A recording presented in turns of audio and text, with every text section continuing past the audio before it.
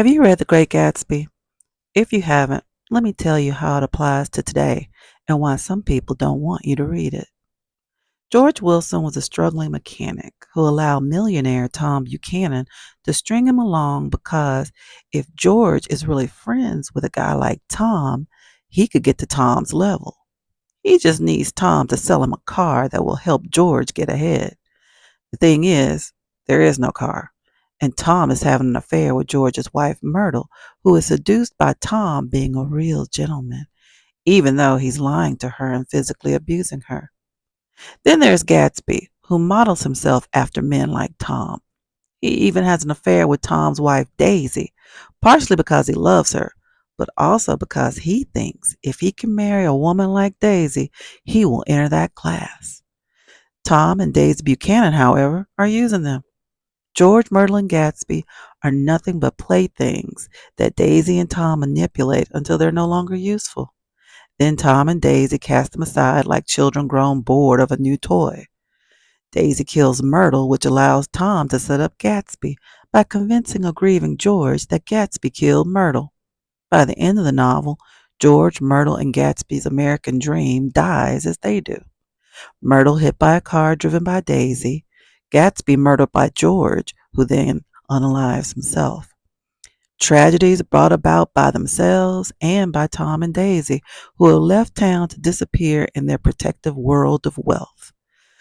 George, Myrtle, and Gatsby put their trust in people who actually mocked people like them. Some Americans are awaking this morning realizing that they are George, Myrtle, and Gatsby. The rest are the Nick Carraways and Jordan Bakers.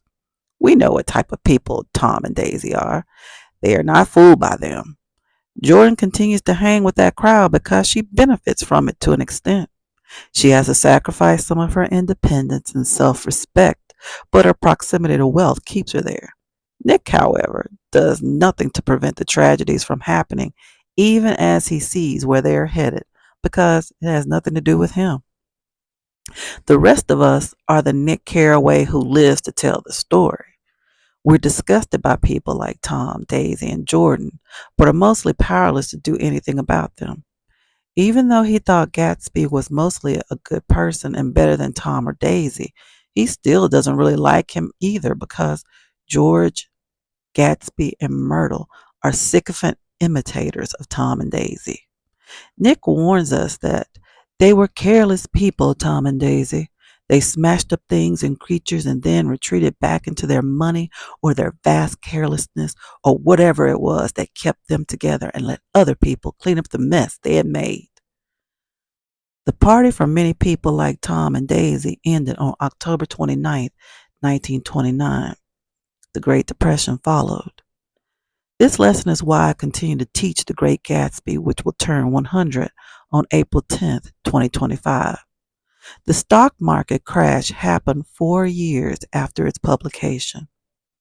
Nick Carraway ends the story by saying, "So we beat on, boats against the current, borne back ceaselessly into the past. This is where we are now, looking back at what could have been, and are hoping our future doesn't repeat the past."